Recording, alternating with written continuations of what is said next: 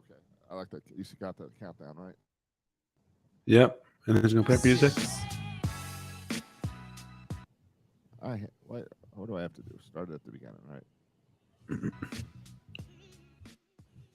All right, hold on. Let's start it at the beginning, right? We'll try it again. Third time's the charm. Behind home plate, we bringing it to him all day. All day. You know what's up? Welcome to Birdland. Win or lose, we bringing it to you always. Always. You know what's up? Welcome to Birdland. Orange or black, we rebuild the pack. No matter where we at, you know we coming back. Section 336, we on this, so tune in. You know what's up? Welcome to Birdland. Yeah, welcome to Birdland. You know what's up? Welcome to Birdland. Birdland. Now, here come the boys from Section 336.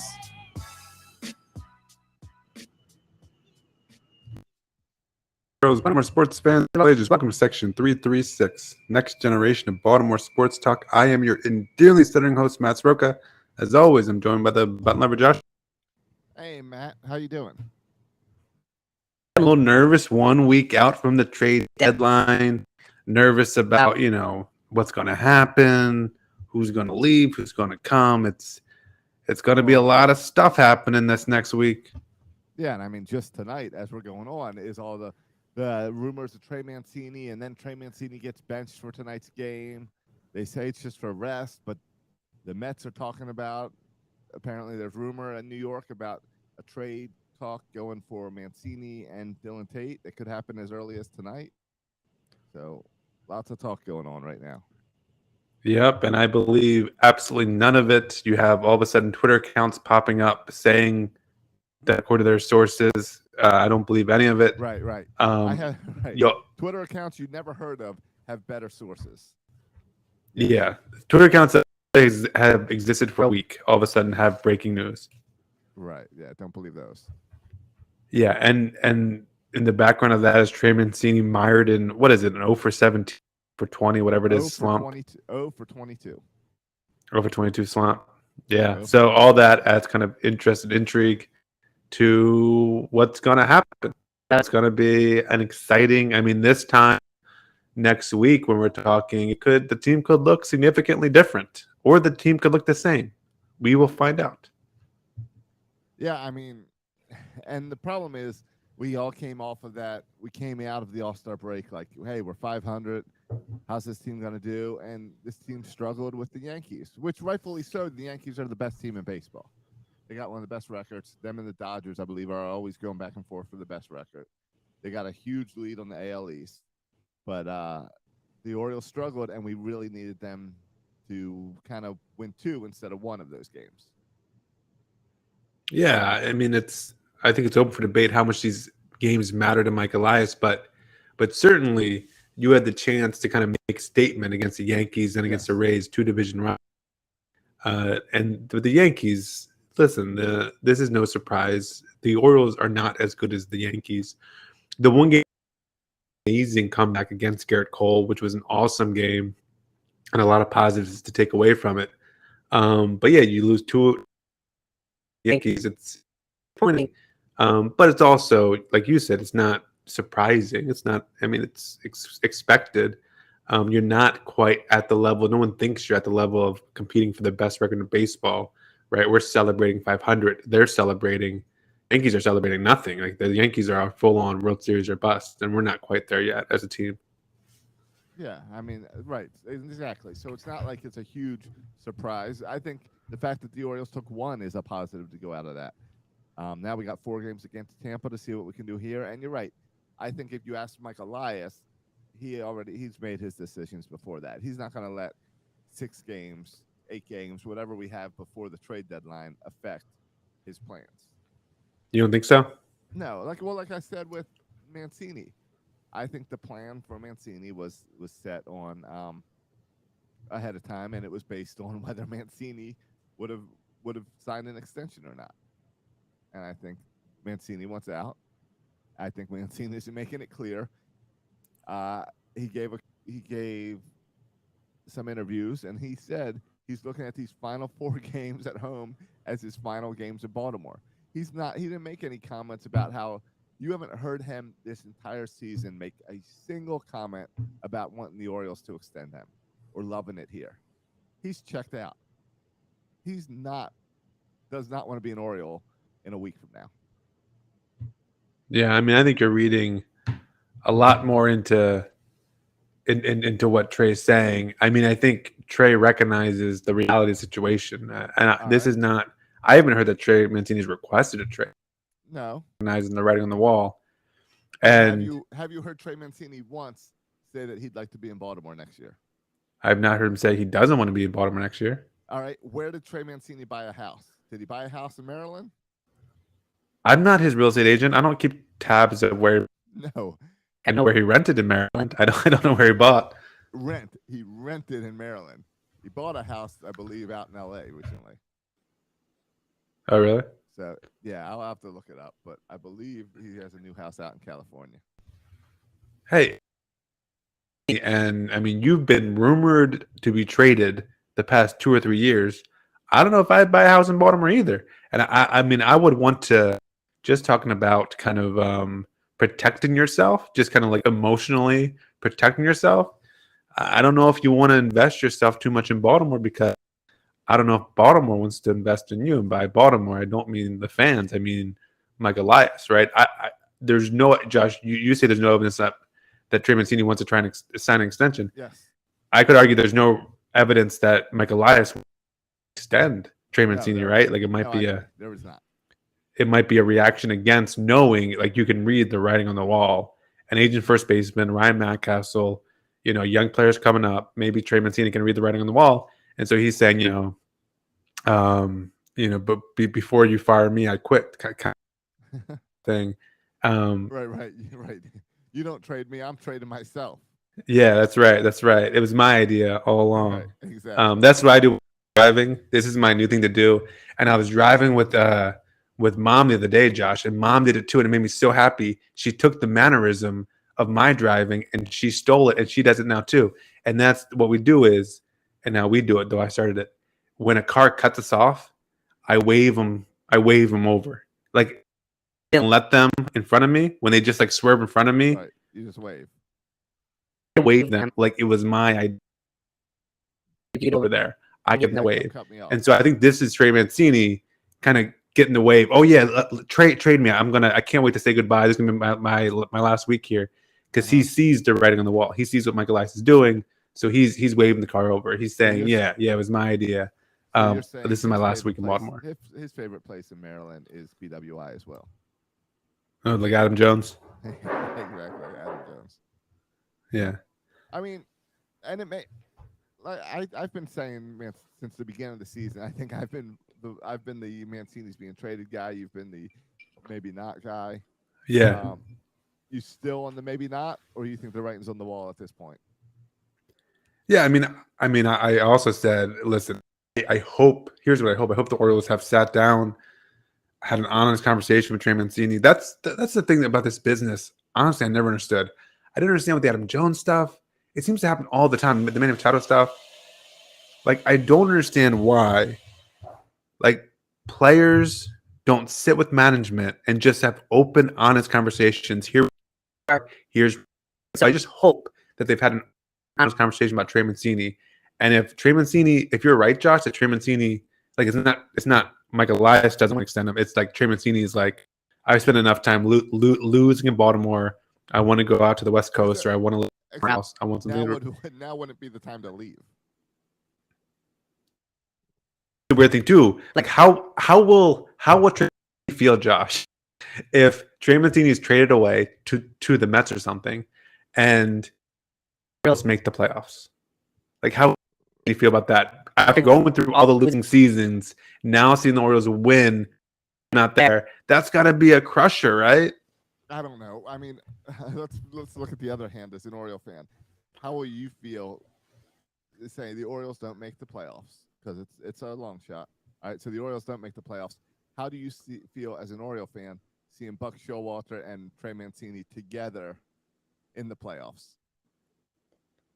Yeah, I mean, but this wouldn't be anything entirely new, right? I know what it is to see Nick Markakis in the playoffs. I know what it is to see a lot of players in the playoffs that used to be Orioles, whether because they were traded or because they signed that way or whatever. Like I'm used to seeing players leave and make the playoffs, Yeah, but mostly those with are the two Braves, guys- but also those with are other two- teams. Those are two guys who were the face of this franchise. Yeah, I know. And two guys that O's fans just love to death. We love Buck Exactly. to death. We love Trey Mancini to death. This is not Manny Machado going to San Diego.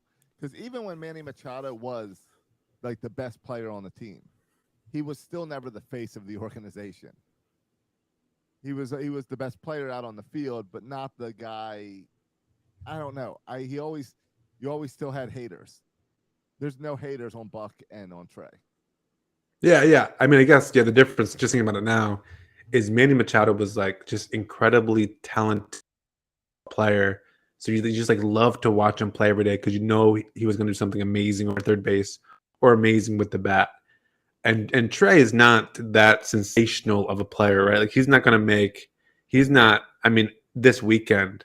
I mean, late in the show we'll get to Jorge Mateo, but this weekend Jorge Mateo, I thought it was a Jorge Mateo show this week against the Yankees. But Trey Mancini is not that splashy guy like Manny Machado was, where he would just make an amazing play on any given night you come out to the ballpark.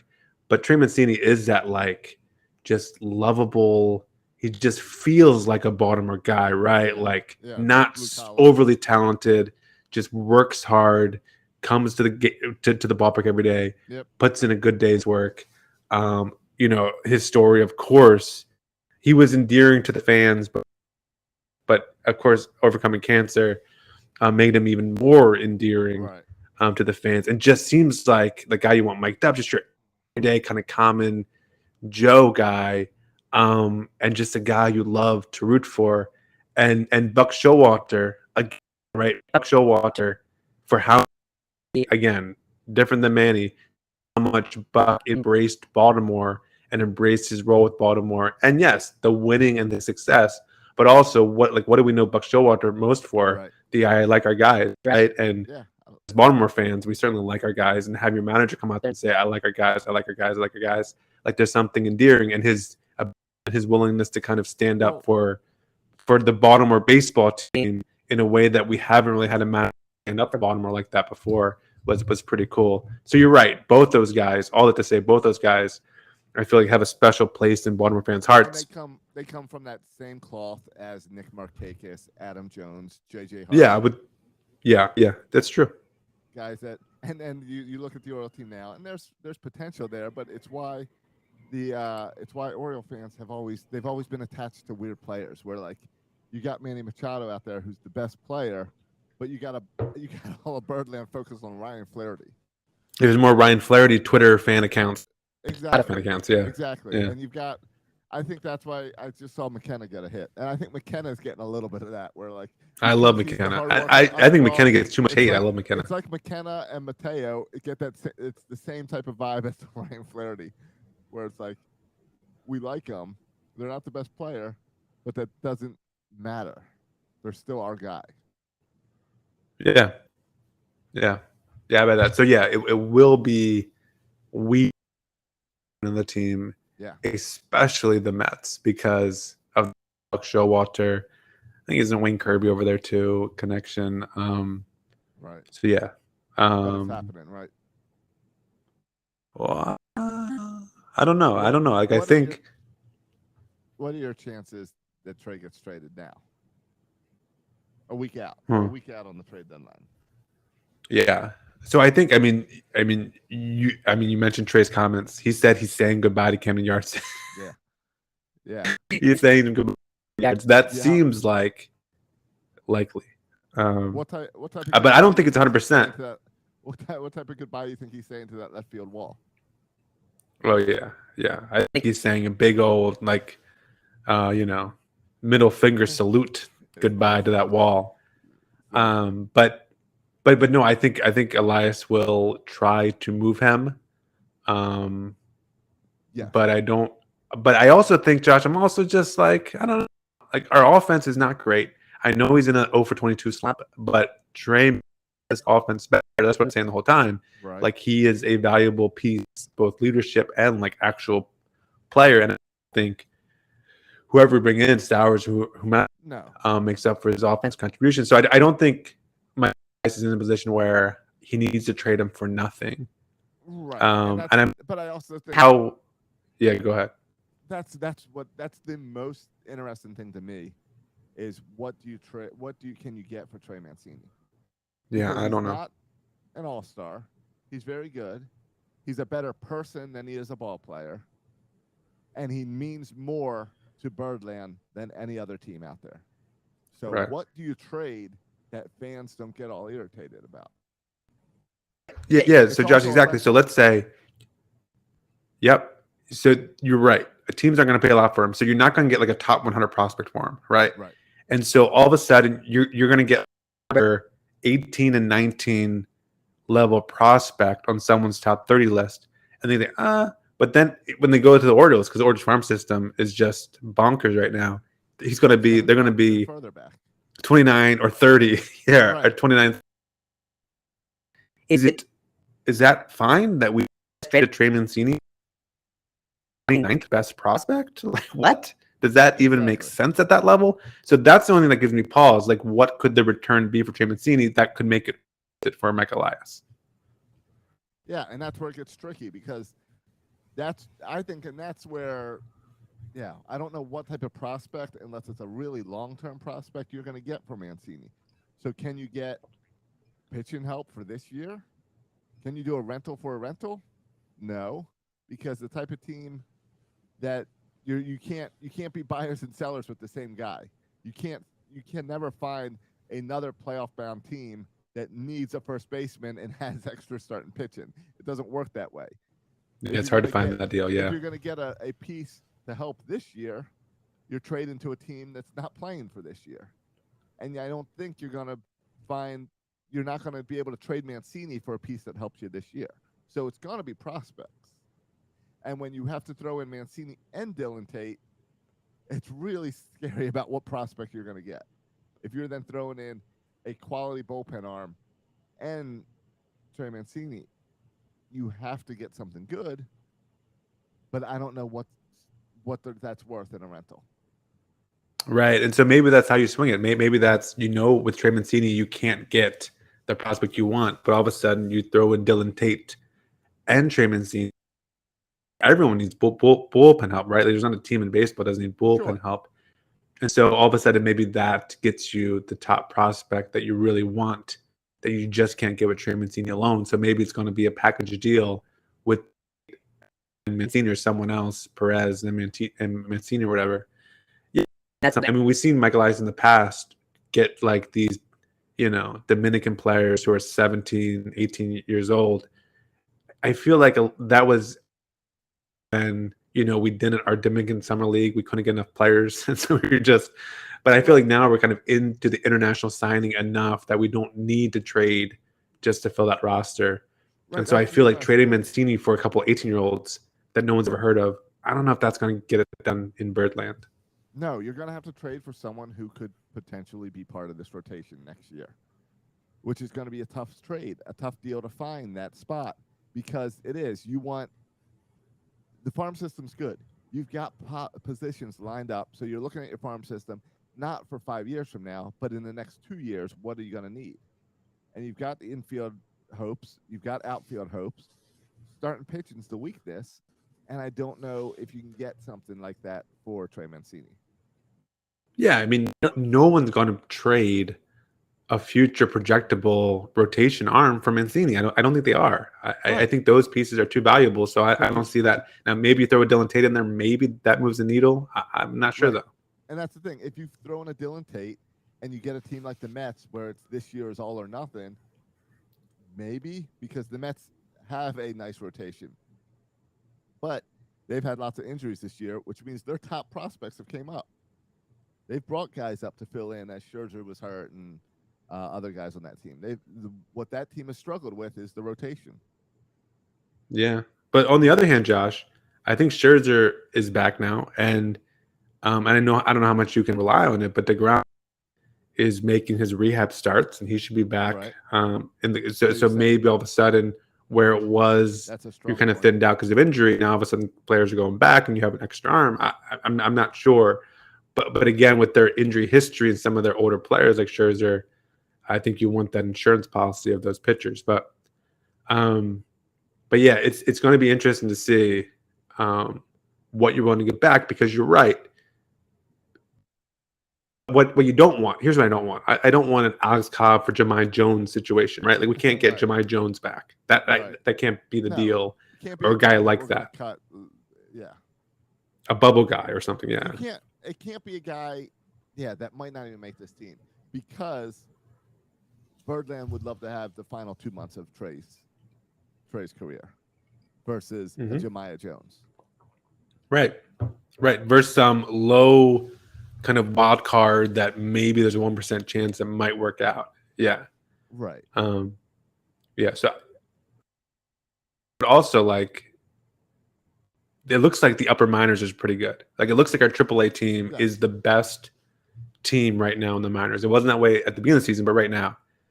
So maybe you look for a guy who's a little bit younger, right? So you can kind of get that streamline after your Hendersons and Vavras, after your Stowers. Look for a guy at the single A level to beef up that team for the next wave. I don't know. There's a lot of different ways to go here. But again, you have to get someone who is kind of worth it, because you are giving up something. I'm going to say that it is impossible to trade Trey without people getting upset. I will be upset with the return.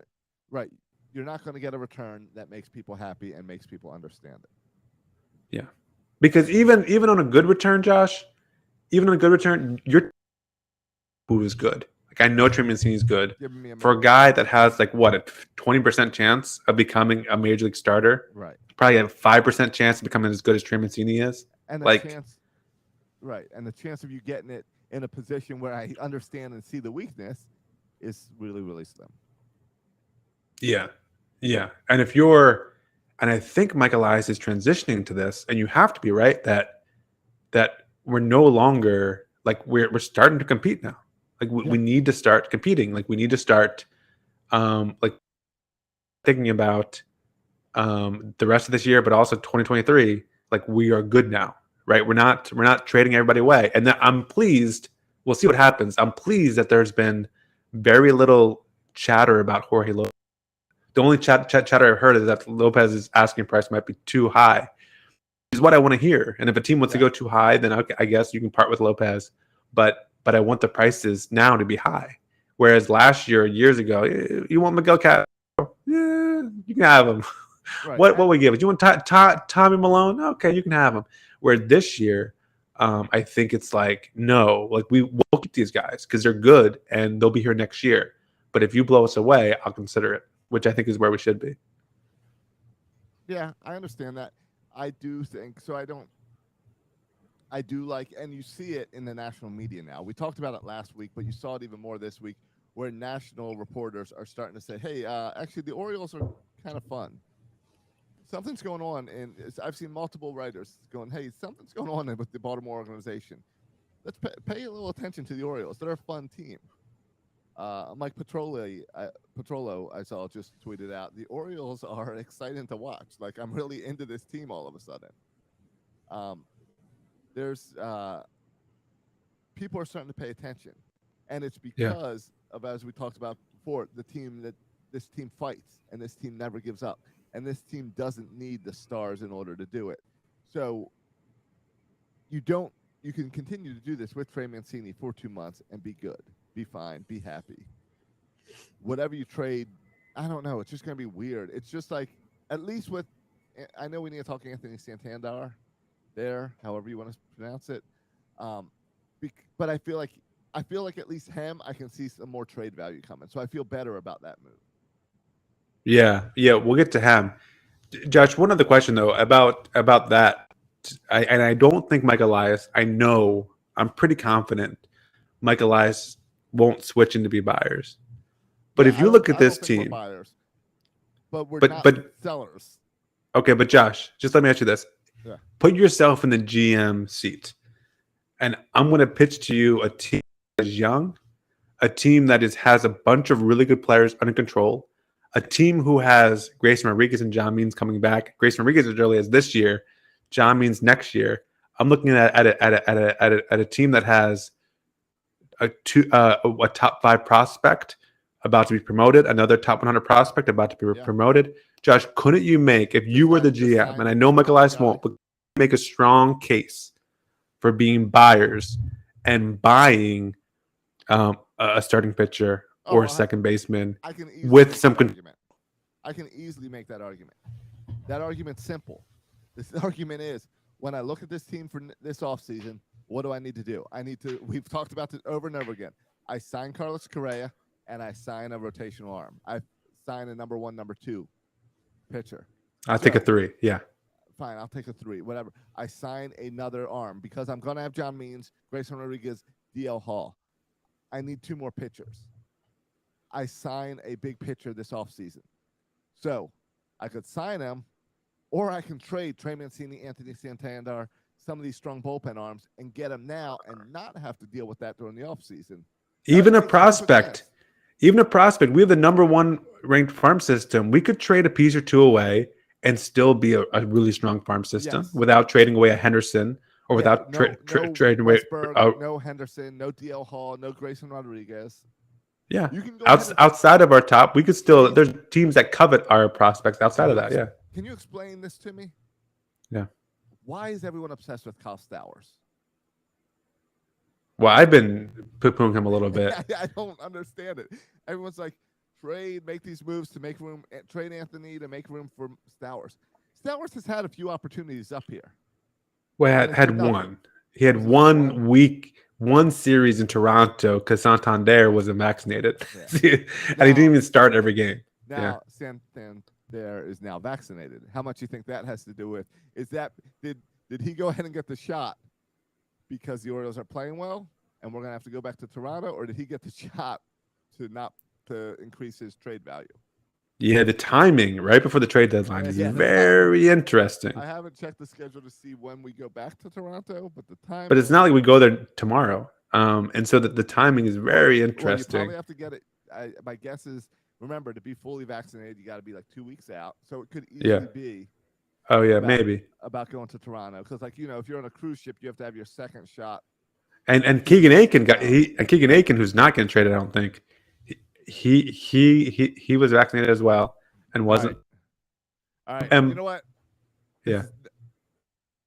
I think this is all about the Orioles going to Toronto. Oh, when they go there next? 3 weeks. Okay, yeah, that makes sense. 3 weeks. So being fully vaccinated right now makes sense. You get your shots, you're all good in 3 weeks. So Santander is going to be mad when he got vaccinated because he was all about the Orioles going to Toronto, and now he's going to be traded. So good for him, I guess. But no, I think it's commendable, actually. They went to him and they said, "Look, we lost.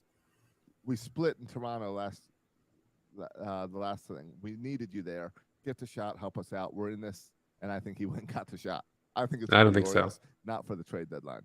Yeah, I don't think the Orioles talked to him about it, to be honest, Josh. I think it had nothing to do with the Orioles. I think you don't think in clubhouse the players went up and talked to him?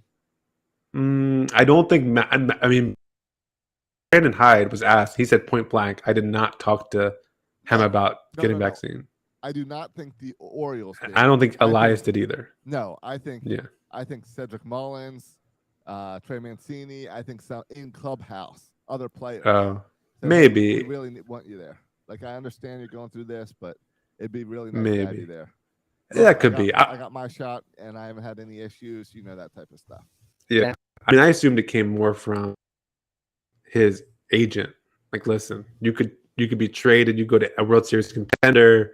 You get a better chance of doing that if you get vaccinated. I don't know. I thought maybe the agent has influence. But who goes to Toronto a bunch? I'd have to look at Toronto's schedules to see. Like, the playoffs. It's not going to affect the Mets or the Braves. Like, unless you go to the World Series. The Braves need an outfielder. I guess the World Series, but that's and American League has a home field now, with the World Series. Right, so 4 games in Toronto. Yeah. I'm not counting on Toronto being in the World Series, I guess. Yeah, you think so? I mean, we talked about likelihood Mancini's traded, I would put it about 80% at this point. The likelihood of Santander traded, again, I think because you have a little more control with Santander, I would imagine more back. Yeah, you need a little more back for Santander than you do for Mancini, both because I think he's better defensively. You get another year of control, so and he means as much to another team as he means to the Orioles.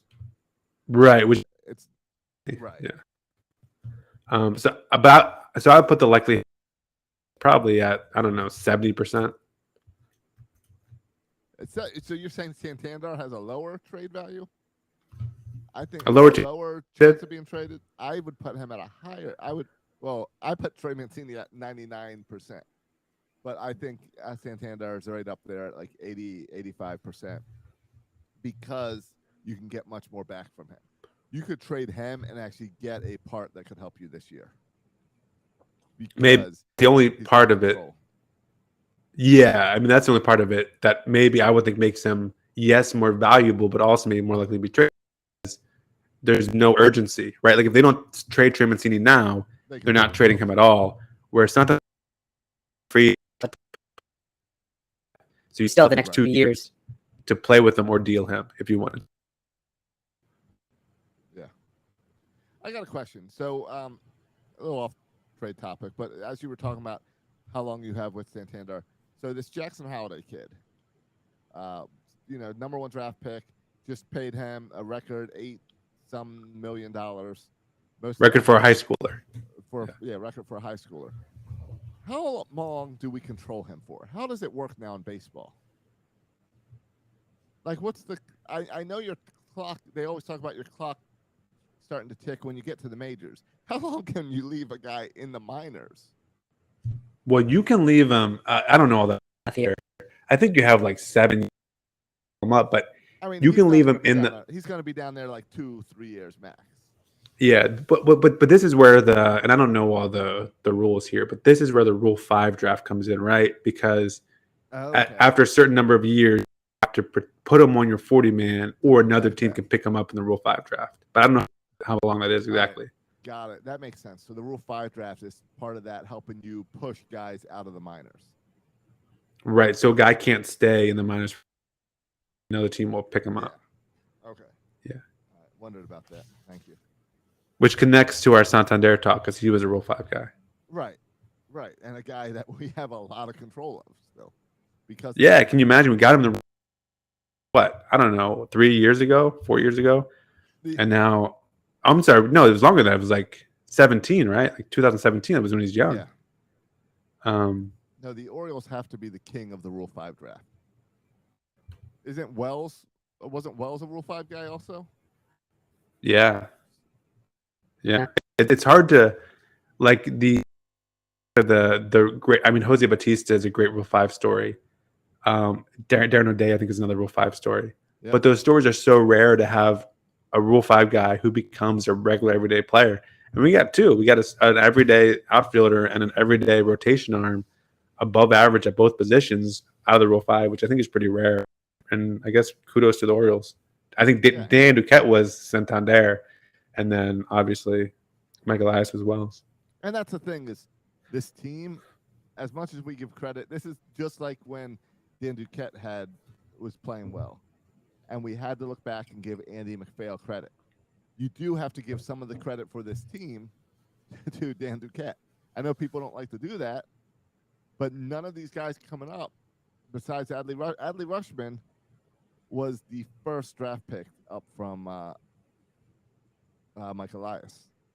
Most of these guys, Dan Duquette drafted. Yeah, and so that includes a guy like Ryan Mountcastle, who's been a big contributor. Well, and you're Santander, Cedric Mullins, Trey Mancini. And more. Yeah, because you're right. Like, and we did the same thing with McPhail, and this is just the nature of baseball, right? Where it takes, and this is a tough job to be a GM, where you got to have a long leash because it takes often 4, 5, 6 years for these guys you drafted to develop. And so all of a sudden, if you become GM, you're inheriting a team, not just a major league roster That's not yours. Your AAA team, your AA team, the guys that will be up in a year, 2 years, 3 years, 4 years are all guys that you're inheriting. And to Michael Elias' credit, I remember this when he came in and when he kind of took home, he gave a shout out to the previous regime and said, "Listen, there are some DL Hall, there are some pieces here to work with." Right? He did not say that the cupboard was bare. Like there are some pieces here to work with. And it's true. If you look at the major league team who's here, there's a lot of Dan Duquette guys that are here, and so give credit due. So yeah, I think that's interesting to look at. Josh, you mentioned trades. Yes. You know whose name I haven't heard at all, and I'm a little surprised. Okay. Jordan Lyles. Is Jordan Lyles? Is he going to be traded, or is he here? Is he here a week from now? I think he is. That's interesting. Jordan Lyles, if you are a clear seller team, because you're not going to get anything for Jordan Lyles, even though you got another year out of him, you're not going to get anything for your fifth rotation guy. So I don't know. He's pitched well enough to be traded, but I don't know if you get anything that doesn't hurt you. You plan on him being in your rotation next year. So I don't know what you could trade that you then have to replace him next year, because even as we talked of this rotation of Means, Rodriguez, Hall, and someone you sign in the offseason, you still have Lyles as part of that rotation. So I think I mean, I guess you could always say, well, no, we want Wells to be part of the rotation, not Lyles. But then you still need someone until Means is back. So I guess I see it as, I don't know if you can get enough for the guy that you kind of plan on being in your rotation. Yeah, and Lyles is a. and you're right. He has a team option for 2023. So maybe, Josh, you're saying, of course, the Orioles will pick up that team option for 2023, and then they very well may. Because you're looking at a guy, and I don't know how many of the teams want this, but a guy who, this is what we said at the beginning of the season, he eats innings. The most innings in the team. He's going to give up a couple home runs. He's going to give up some runs. His ERA is like 4.7 or something. So he'll give up some runs, but he'll also throw into the sixth for you. He'll give up 4 runs and throw into the 7th inning for you. And Right. some teams want that. Like he's not going to pitch in the World Series, right? He's not going to. Right. He's going to be a guy that saves your bullpen because you don't want to tear up your bullpen on a Thursday night in August. Like he's going to bullpen by throwing 7 innings for you, and teams want that. Yeah, and you get into the World Series, he moves into your bullpen for that same thing of that will you can save us. I don't know. What would you trade for him though? I can't. I think part of it is I'm also skewed because I think about all the trades Dan Duquette made at the end there, and I don't think any of them panned out well. I know we've broken them down before, but like we've traded good pieces and not gotten stuff back. We haven't been in this position of being on the cusp of winning. The 2012 season, we got shocked. We got surprised. And then we kind of rode those coattails. The only time we've ever been really buyers was the closer. Who I'm blanking on the closer that we bought. And Andrew Miller, yeah. Andrew Miller. That's the only time we've ever been buyers, and we're not. Yeah, buyers there's now. some small things like Travis Snyder and stuff, but yeah, you're kind of right. That's all crap. Yeah, Travis Snyder's a move we could make now. I mean, we've never been in this point of building to something, and it's like you said, it's not even building to this year. It's whatever moves we make, maybe for this year, but it's really for next year. Yeah, and I don't know if you can get something for next year for Lyles when you could already use a guy like Lyles for next year. Yeah, I think that's fair, especially because you don't know if you mentioned you don't know if John Means will even be ready to start next year. Right. And he so may not be ready till May or early June. Right. And so you might need that starter. Though I would argue, Josh, if you got Grayson Rodriguez, hopefully DL Hall, you guys like Tyler Wells, Dean Kramer, maybe Voth turns into something. Hopefully you sign somebody like a third starter. Right. like does Lyles, I think his importance Yeah, it diminishes. because Sure. yeah. And when Means comes back, it diminishes. But what can you get for it that's worth it? Is it okay? Let's trade Lyles, and that's speaking of inning eaters. We got Matt Harvey down here. Let's bring Matt Harvey up, and he can do just as good as Lyles. I mean, maybe that is the thought process. Is you bring Harvey up. We still don't have DL Hall up here, so we can get through this season. You can trade Lyles and bring DL Hall up, and be fine. But what do you really get for Lyles? I guess would be my question. Well, That's I gonna think help what you next get, year. what I would argue, and here's the argument they should, but the conversation I'm having is next year he's due to make $7 million if you pick up that option. Right. And is he going to be in the top 7 starting pitchers on your team? Right. And if he's not in the top 7, all of a sudden I'm worried that I got it between Wells and Kramer. I got to figure out a way to get Lyles innings when he's the 7th best starter on the team. Oh, and by the way, I'm paying this guy $7 million when I could have put those funds into the Carlos Correa sweepstake. Why am I paying this guy $7 million when I get a bunch of guys who are making less and probably better pitchers than he is? So maybe also, which I think might be why they don't even pick up the option next year. Because why pay this guy $7 million when our other guys are now ready to pitch in the majors? Where this year you didn't have Hall Rodriguez ready. Now these guys are ready. I don't need, and hopefully you're signing a better free agent than Lyles.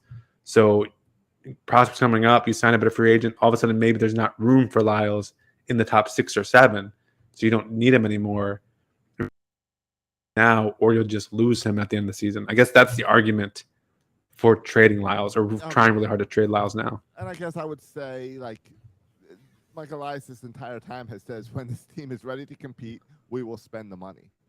So $7 million for a rotational arm is not a big deal. And it's something you'll gladly pay when it's time to compete.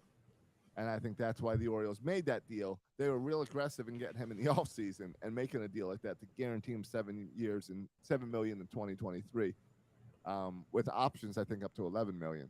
But that wasn't like just to incentivize him to come for the Orioles for this year. It was because, hey, we see you as part of the plan for next year also. We do want to pay you that $7 million. It wasn't a trick of come here and some other sucker will pay the $7 million. We'll pay that. Yeah, and I think the 20 option is because maybe you didn't know what the rotation would look like, right? You didn't know what is Hall going to get hurt again? Is he going to be ready to start? Is he going to be a bullpen arm? Himself? Right. Right. And so all of a sudden, this is a little bit of insurance when you don't know. And I would say at this point, still, Josh, the starting rotation is in a state of flux. We could throw darts and speculate what the 2023 starting rotation will look like, but there's no one really penciled in, right? What? Yeah, right. I cannot wait for the February, March episodes of Section 336 as we're getting hyped up and giving our predictions for 2023 and picking the rotation. This year's fun. I cannot wait for next season. Yeah. But yeah, you're right. We can't. I can say Grayson Rodriguez, DL Hall, John Means. I can lock those guys in, but 2 of those guys are currently injured. The third guy hasn't made his jump to the majors yet. So it's I can write those names in, but not who knows. Yeah. And let's go there for a really thick pencil. For a second. Why why in the world is Hall not with the Orioles right now? Ridiculous. It makes no Can you explain sense. this? It makes 0 sense that he is not starting one of these games against Tampa. I mean, I can't explain it. It makes no sense. He's been lights out. Here's his stats for June. Can we just talk about this record? Just listen to this, listeners of the Section 336 podcast. Listen to DL Hall's stats for June. 20 2/3 innings pitched. He's given up just 8 hits in those 20 innings. He's giving up 1 run in the month of June. 0.44, 8 walks, which for DL Hall is actually really good. And 40, listen to this, boys and girls, 20 innings, 40 strikeouts in June. You cannot dominate a month of baseball more than DL Hall has. This combined with the fact that he's a little bit older, I think he's 23, maybe 24. This combined with the fact that he's been on the 40 years, so it's not like you have to make room for him in the 40 man. He's been on the 40-man roster since the beginning of the season. Right. And here he is coming off an amazing month. You were going to call Grayson Rodriguez up, who's younger. Here's DL Hall coming off an amazing month, and he's not. And you're in the midst of a playoff pushing 500. This huge series against the Yankees and Rays, and DL Hall, your most talented arm in the minors, is not there. It boggles my mind, Josh. It boggles my mind. I don't understand it. No, it doesn't make any sense. I mean, and when you look at, all right, so they're saying Spencer Watkins is going to pitch tomorrow. And then, I just had the schedule up in front of me on this stupid app. Well, even today's start with Voth. Voth throw, who can't go deep into games at all. Right. You got to watch Voth. You had Voth for 3 innings. You got Spencer Watkins tomorrow. Then you got Wells on Wednesday. And then you got Lyles on Thursday at the early game. I mean, I get that your rotation is strong and rested because you had the break. You had the All-Star break. So I get that your rotation can take a break, that your rotation is all strong and you can run through them all. But your best guy is blowing things away. You waited way too long on Grayson Rodriguez. We all know that. Now you are waiting too long on DL Hall. Yeah. I mean, it doesn't. I mean, even if you can move Voth to the bullpen, because clearly you don't want him throwing pitches a night. So move Voth to the bullpen where he's pitched before. It's easy to make room for DL Hall, and it boggles my mind why they won't do it. Yes. Which it boggles my mind, Josh. Vavra, Westberg, Henderson, 3 players playing really well at Norfolk, who will be an upgrade on this team right now. Why did tonight I had to watch Arauz play? Why do I have to watch Odor play every of the year when I have either Vavra? I don't even care. Vavra, Westbrook, Henderson, OPS of 886, 872, 882. That's the OPS. All of them, well over 850 OPSs, all would be an upgrade over Odor, certainly over Arauz. Why, Josh, aren't they here, guys, here right now? Because you're not playing for this year. Mike Elias is not playing for this year. He's letting the guys in the clubhouse have fun.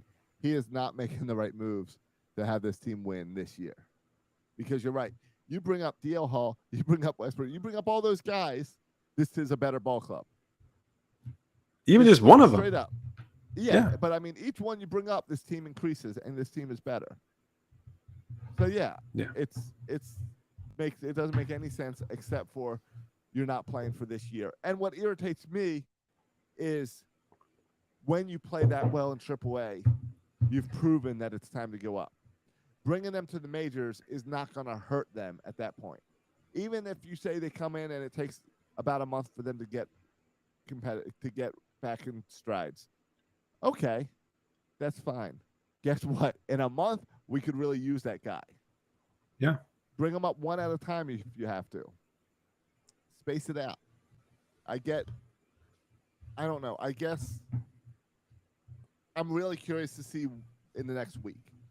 Because, all right, I can understand and I can listen to Mike Elias and the argument of, well, I want all these guys to play this week and try to clear house and trade them because maybe there's a team that could use Odor. Yeah, like maybe we're trying to put Odor on display. Okay, fine. Right. I buy that. I can get that. I can get that you were kind of trying to display these guys off, even though you're going to trade them for some prospects that might never turn up. You're not going to get anything, but it's better than nothing. I understand that a little bit. But if we get here next Tuesday and I'm still seeing guys who are not part of this future, I can no longer explain it. Because next Tuesday is when all of a sudden it is all shifted to let's get ready for next year. Yeah. In my eyes. Yeah. Yeah, and I feel a little bad for Odor because I like Odor. I mean, he's had some clutch hits, some clutch home runs this I year. like him as a player. He's got I like his attitude. averages, but I like him. I like that he punched Batista. I like everything about Odor. However, he's becoming to me a little bit like Chirinos was at the beginning of the season, where He's in the way. I hate you because of who you're blocking. Yes. If you're just there and there was no one behind you, I'll be all about Odor every day. But every time I see him strike out, I think, oh, I could be watching Vavra or Henderson or Westberg, but I'm stuck watching you. And I'd be fine with if any of them struck out. It'd be like, okay, you're building to something. I understand that strikeout of Westberg today pays off a month from now, pays off for next year. Odor's strikeout today does nothing for tomorrow. It does nothing for me. Yeah. And also I think Odor, by the way, would be a really excellent guy off the bench late in a game. Yes. A lefty off the bench against righties. Like I think that would be a good weapon to have. In a clutch moment, the guy's clutch. Yeah.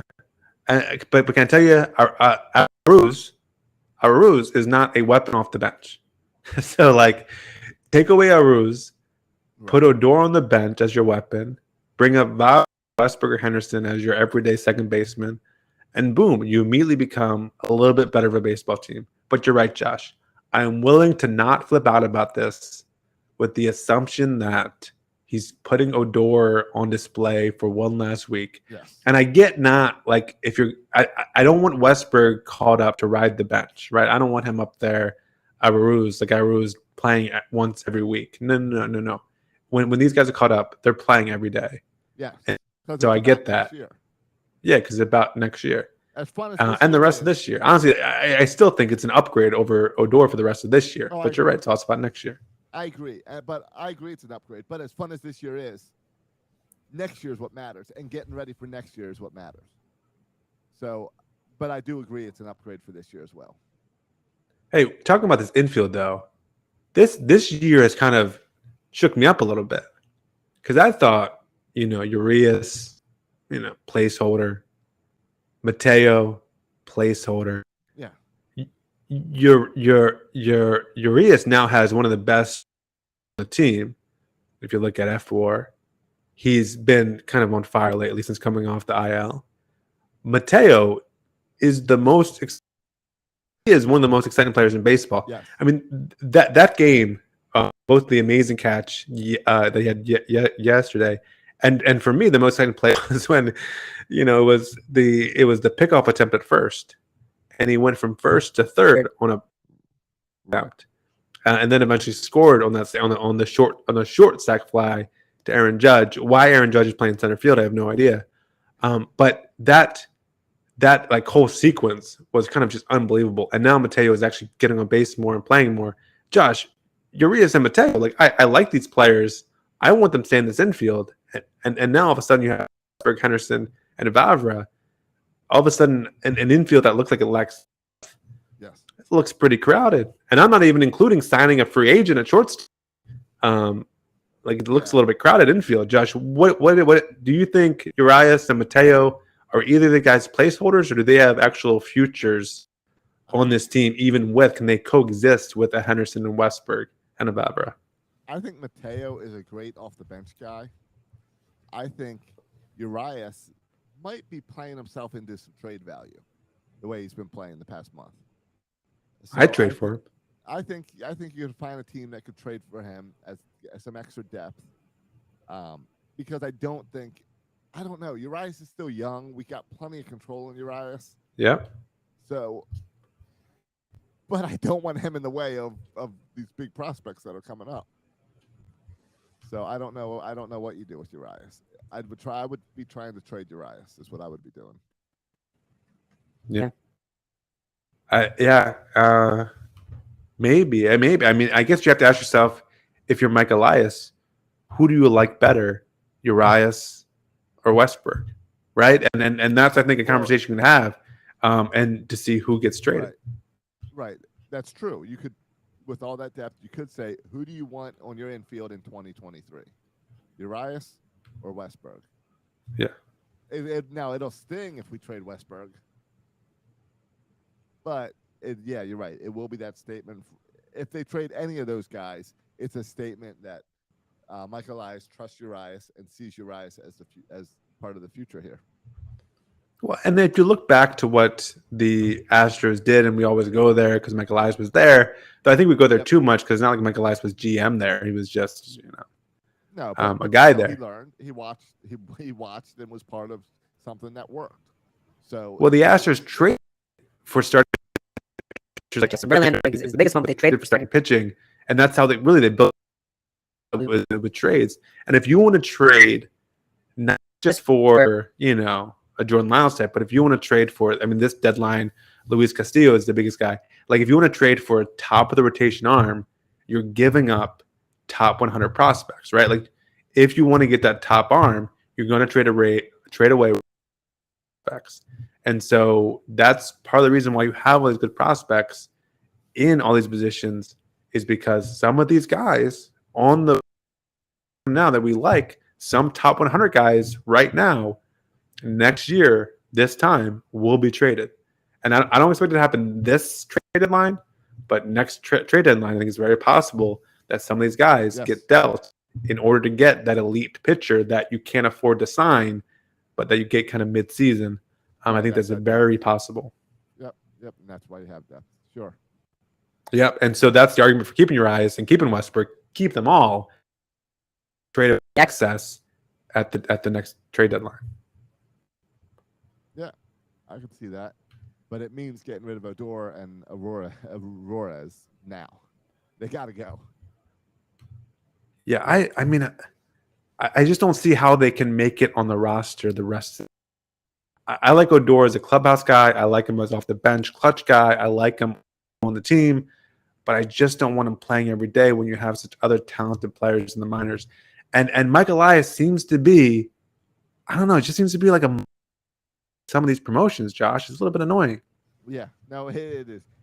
I cannot explain why DL Hall is not on this team. I get the coming back, pitch one inning, stretch everyone out after the All-Star break.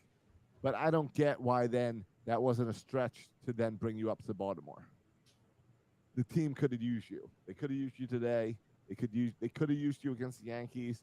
They could definitely use you this week with Tampa. I don't know. Do you take them on the road? But I feel like why would you not want your top prospect to come and face one of your divisional opponents in big win-win games?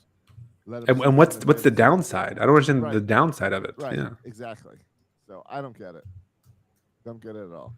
Yeah, and the same argument make for DL Hall you can make for Westberg. And again, one guy that you could say, well, his age and his limited time in Norfolk, right? Like you could argue that. And I think to me, the guy that makes most sense to call up is because he's been at AAA, I think the entire year, where Westberg and Henderson were late call-ups. But still, yeah, I mean, DL Hall is now he's 23 in September, so almost he'll be 24 by the end of the season.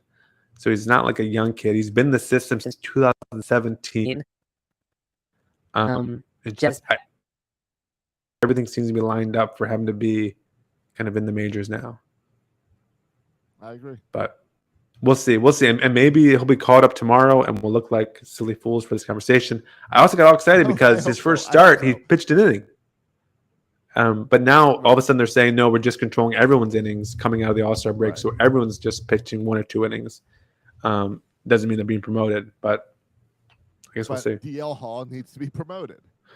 He does. I mean, promoted last week, games. And he's 3 more games against Tampa, and the Thursday games at 12:35. So I don't know. I guess it's summer, so you can still do promotions for Thursday afternoon games. But I'm sorry, but a 12:35 game at Camden Yards sucks. It's way. Oh, in this heat, forget about it. Yeah, way too hot.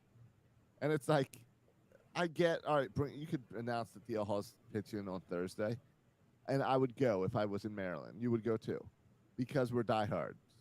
You're not going to get a lot of people to take the afternoon off work and drag their kids out with the type of heat that we have right now.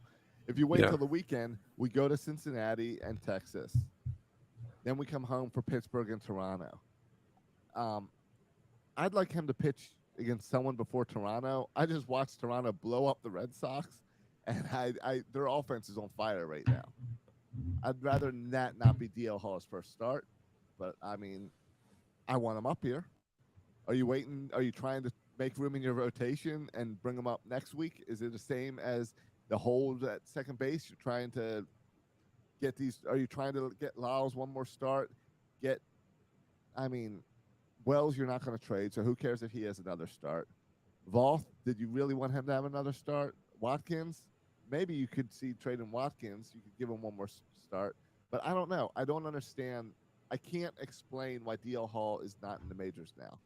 Just like I couldn't explain every time Grayson Rodriguez had an out and why it wasn't his last in the minors. Yeah, and now it just becomes not even enjoyable for me to watch DL Hall starts. It just becomes stressful. You're saying like, don't get hurt, like, don't get hurt, like make it to the majors. You're pitching great, but you're wasting it in Norfolk. Yeah, every pitch he throws is a waste, right? Who cares? Yep. Who cares? Exactly. He's shown enough. Either if you're worried about his innings count, set him down for the season. Let him go home. Let him put his legs up, and we'll get him for next year. Otherwise, bring him up to Baltimore. Use those innings. Use that pitch in a team that it matters on. Yeah, and if you're not going to call, then fine. Just be upfront with him, and say, listen, the plan is we're just going to keep you healthy this year. We're not going to let you throw in the majors. Fine, but I hope you're telling DL Hall that, because I think this is kind of messed up to your prospects also, to have them pitch really well or play really well and not reward them by getting caught up. I think it's kind of messed up organizationally. Yeah. But you maybe mentioned, I know we mentioned Voth, and we were talking about Aruas before. When we're talking about Michael Lyles making trades, those are two waiver claims that made everyone kind of shake their head, saying, why are we claiming these guys? And it also makes you wonder, when Michael Lyles looks at the trade, like, he's looking for things we're not looking at, right? Like, he has privilege to data that we don't have data on, things like spin rate and X velocity and all this stuff. And so he's looking at stuff we're looking at batting averages. He's not looking at that. He's looking at these other data points and making his decision.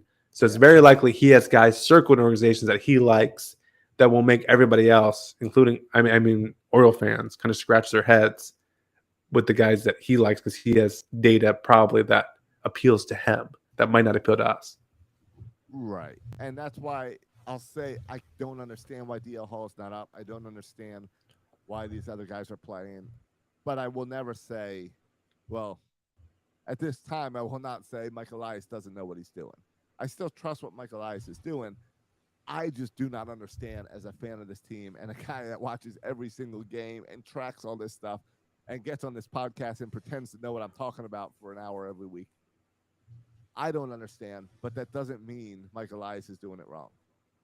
Oh yeah, like, this is if you're going to criticize Michael Lyles, and we're kind of doing it, I guess, by saying he's not calling these guys up, this is a dumb time to criticize it. He's taken this team to 500 with a bunch of no names that no one ever heard of.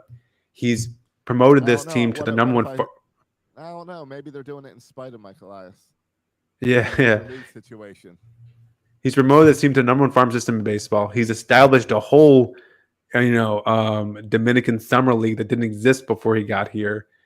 He got Vault to say that when he's with the Nationals, he didn't have access to all this data and a personal plan that he has with all the Orioles. Familiar. So, yeah, Sounds exactly. Like Well, yeah, what Zach Britton said when he left Baltimore. Now people are saying when they get here, where's that guy? What was his name? Oh man, I should know. We just drafted him with our third pick, Fabian or something.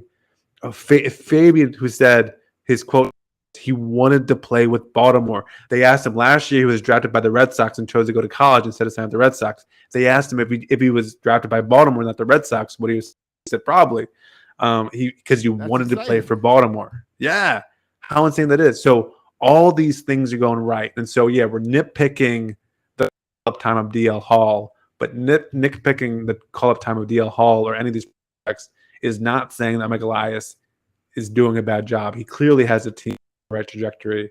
I just wish he would call guys up a little quicker. Yeah, agreed. So, Josh, this week we mentioned Santander, most likely gone. Mancini most likely Most gone. likely gone. Tate, would you put Dylan Tate as most likely gone? Is he most as- likely gone? I think he's your top bullpen trade candidate Why, Josh? because Lopez is going to cost too much, and you're not going to get Yeah. what you want for Lopez. Batista is even more valuable than Lopez. Tate's kind of just the odd man out at that point. He's not your top two guys. He's a guy that's going to get you stuff back. Yeah. Perez is the other guy who's like that, but he's a lefty. Tate, Batista, Lopez are all righties. Tate is Vespi's Yeah. an interesting option also.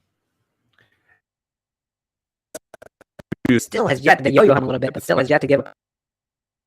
Only gave a few Right. injuries, but yeah, if you look at Tate's still under control to 2026, but yeah, he does seem to be the odd one out. If you look at righties in the bullpen, back end, Batista, Lopez, Tate might be that one out. Yeah. trade him, but it's possible they Vespi could. Vespi got 4 strikeouts tonight in 1 inning, or 2 innings. Sorry, 4 in 1 inning. Would be Impressive impressive. winning. 2 innings. Yeah. So Every now you see that if the error on the catcher drops the ball or something, guy gets to first base, you get your 4th strikeout. But Yep. that would have been impressive. right. So, did you watch the ESPYs this week? Josh, this is you saying, did you watch the ESPYs? Is Yeah. the first time I heard the word ESPYs that Here's- they were here's- even on. Oh, here's the only reason I know about the ESPYs. Because Trey Mancini didn't win comeback. Trey Mancini didn't win comeback player after they gave like a whole speech about cancer and coming back from cancer and strikeout cancer, and then they didn't give it to Trey Mancini. That's And the some only- guy, what was it like? Who was it? Was it Klay Thompson with the leg injury or something? Yeah. Yeah. So, yeah, I don't know. I hate all award shows. I think they're all worthless. I think the ESPYs is the absolute most worthless out of all of the award shows because the way you win awards in sports is by playing games. You don't need award shows. Right. Movies, you win through award shows. Baseball, you win through the All-Star game and World Series and MVPs. Right. They have built-in rewards. Yeah. Right. It's worthless. It's the most made-up thing. Yeah. I don't remember the last time. Maybe I'm sure I did at some point, but I literally can't remember the last time I saw the ESPYs or even saw a highlight of an ESPY. Like it just doesn't even register in my brain. Yeah, I was thinking it's probably pre-internet. It's probably when the only way I could see news and sports stuff is when I watched Sports Center. The last time I watched the ESPYs is when I would watch Sports Center all day. Yeah, it's probably true. Yeah. So yeah, I'm sure it's outrageous that Trey Mancini did not win an award, but I'm with you. Like the award doesn't even matter. So does an award that doesn't matter, if you don't get it, does it matter? I don't know. Right. I don't know. So no, I didn't watch the ESPYs. Are you excited for Ravens training camp? Exactly. Training camp? Isn't it awesome that No. right now the Orioles matter enough that I don't even know when training camp starts? I know it starts in a couple weeks, maybe next week. Yeah, our old thing was like keep it entertaining until training camp starts. That's certainly and I think achieved this year. Mission accomplished. I think training camp starts like later this week. Yeah. Or early next week, and we don't care. That's awesome. That's all we've been wanting from the Orioles for so many years. Yeah, and it also reminds me of things that we don't care about. I don't care that Trey Mancini didn't win an ESPY. It doesn't register to me. And I don't care where you rank in the top 20 quarterbacks. Like I don't care about your Lamar Jackson quarterback ranking. I don't care about that either. Do you care? It seems like people become obsessed over where Lamar Jackson ranks as a quarterback, and I'm like, why? I think we just came up with a new segment for the show. This is a great way to end every show. I don't care. Because I don't care about Madden ratings. I don't care what the players' numbers are in Madden. And that Justin Tucker's a 99 and Lamar's only 92 or something. I don't care. Oh, I'm gonna have to go the other end on this one, Josh. Not that I care about Madden ratings, but today I hadn't played. I turned on the show today, got the update, and I go to the Orioles bullpen, and they're still, Josh, disrespected. All of them for potential Ds in the 60s and 70s. Our Orioles bullpen is being such disrespected on the show compared to how they're playing. Batista's like a D potential as like a 70 pitcher. So I care about the rate. They made me mad. I got mad this morning. It was like I played at like 5 a.m. because Flora woke up and I was awake. So I played at 5 a.m. before anyone else got up, and I just went on and looked at the relievers this morning. So I don't care about Madden ratings, but I do care about the show rating. The show needs to update the Orioles bullpen numbers. I've been playing the show. I started a season a while ago, and I made my adjustments. Grayson's already up. DL Hall's already up. Adley started the season with my team. I made those moves, so I haven't looked at the ratings for where they're at, but I understand. Yeah, the disrespect. I get that. Yes. No, I'm still annoyed with it, Josh, to the point where I love to do franchise. I can't do franchise mode with the Orioles because it makes me too mad that all these players suck so much. I'm like, no, Batista should be good in franchise mode. These guys should be good. Jorge Lopez should be dominating. So it makes me mad. So I can't even play with them because I get too mad. So I pick a different team. Year or even maybe next week. Because like we said, it's taken until the All-Star break for national baseball writers to notice that something's going on in Baltimore. You think the show is going to notice that something's going on in Baltimore? The show, it took a month and a half for them to move left field wall out. The show is did it really? Yeah. This stuff. Yeah, it was like early June or mid-May or something that it took. The show is not paying attention to it. They're loading the stats in. They're not changing potential ratings. Hey, when does Jackson Holiday get updated in the show? When's he on there? Probably not till next year. I mean, there's really? It's not like this game is not made by baseball nerds. Josh, they update the rosters every 2 weeks or something. Yeah. You think they do that by hand? That's manually. That's automatic. Like just downloaded from MLB.com. But they don't have draft prospects. They don't want to add drafted guys in the season. I don't know if they. I doubt they would because with that, I bet they just follow once the season starts. I bet they just follow the 40-man. I don't think that's true. I think it's more detailed than that. I think they'll add by August. All right, we'll see. I have no evidence to back this up. I just think by August, and I hope you're given a week for them to add. Yeah, in the first August update is. You got to bring an 18-year-old up in your franchise. Yes, I will. As long as they update my bullpen, so I can be the Orioles. I'm not going to be the Orioles until they update my bullpen. All right, you ready to get out of here? Yeah, we got a little overtime in here, but yeah, I think it's time to wrap it up. Next week we'll break down some trades, right? Well, yeah, I mean, I assume so. If I'd be shocked if Mancini and Santander are still here, but I can't wait to see what they do. Well, maybe not. I mean, the trade deadline is. I keep on forgetting, right? Yeah, it's Tuesday at 5. Yeah, so we'll be here Monday. Well, maybe we should push the podcast. We might to Tuesday. Tuesday night. Yeah, we might have to push it to Tuesday at 5. Because I'm not talking Monday about potential trades, and then all of them happen on Tuesday and look like fools. And I don't want to talk about. Oh, it looks like we're not trading Mancini, and then the next day they trade him. Yeah, no. Yeah. So unless they trade Santander or Mancini, we're not doing the show until Tuesday evening. Yeah, sounds good. And then ready to refresh Twitter a million times on Tuesday evening. If they trade these big guys before, then we'll stick with our Monday night. Yeah. All right. Well, boys and girls, make sure you follow us on all your social media platforms, including Facebook, Instagram, Twitter. Go to iTunes, write us a review. Yep. Support us over at section236.com. Yep. Click that Patreon, become a Patreon member. Like us make sure you're following us on YouTube and TikTok because I want to try to get more video stuff out there. And keep I'll try to on the show and sharing the Twitter feed. It's nice to see as the Orioles play well, more downloads happen. It's fun. It's fun to see people get back into Orioles baseball. Yeah, I mean, I find myself not just podcasts, but just baseball podcasts and sports podcasts. Yes. Listen to more when the Orioles are playing well, so it makes sense our numbers up as well. Yep. All right, boys and girls, thanks for listening. You can follow me on Twitter at Section336. You can also follow Josh on Twitter. At Josh Roca. Thanks for listening, boys and girls. And as always, go O.